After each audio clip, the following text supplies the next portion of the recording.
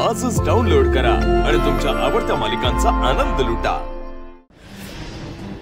मंजिरी, नित्यनेमाने देवीची पूजा करणारी तू असं का बोलतेस आज?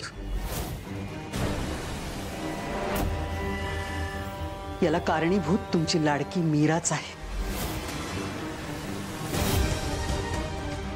दादासाहेब, तुम्हीच सांगा, घरात सगळ्यांना माहिती आहे की अंबिका जेव्हा या घरात एखादा निर्णय घ्यायची तेव्हा ती सगळ्यात आधी महागौरी मातेला कौल लावायची। पण या मुलीने काय केलं? देवीला कौल तर लावला नाहीच तिने, पण परस्पर मंदिरात अॅनिव्हर्सरी साजरी होणार हा निर्णय सुद्धा घेऊन टाकला।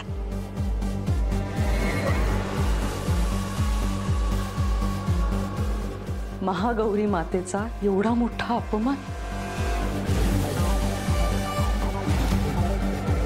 मी एक वेळ माझा अपमान सहन करीन, पण देवी आईचं नाही।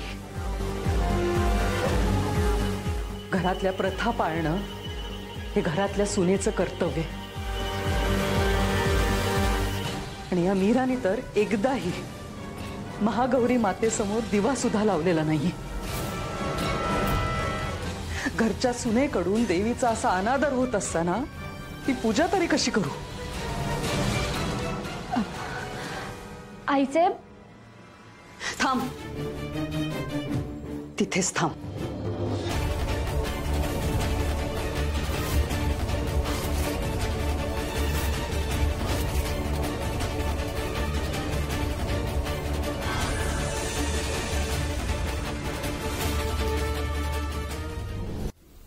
आईचे असा कौल देतात हे मला माहित नव्हतं। बघताय ना तुम्ही, ही मुलगी देवीचं तोंड सुद्धा बघत नाहीये। ही काय देवीची पूजा करणार?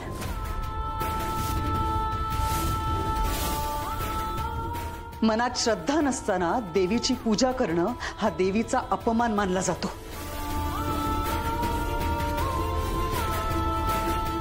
श्रद्धेशिवाय दिवा लावला तर तो विझून जातो आणि दिवा विसणं या घरात अपशकुन मानला जातो।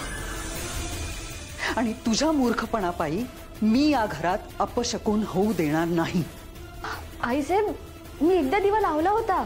मीरा, देवघरात उभी आहेस तू, इथे तरी खोटं बोलू नकोस।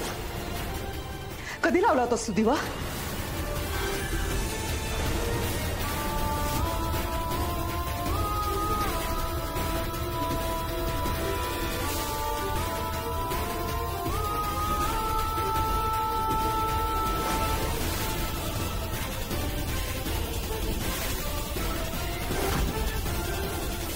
तो दिवा तर पिताने लावला होता। बघताय ना तुम्ही, दिवा लावलाच नाही तर काय सांगणार ही?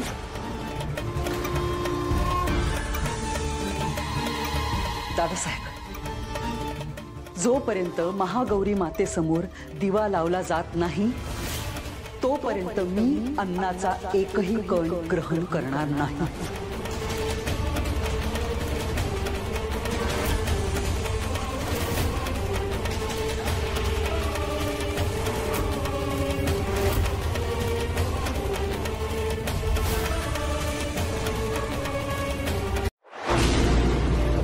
तुला जपणा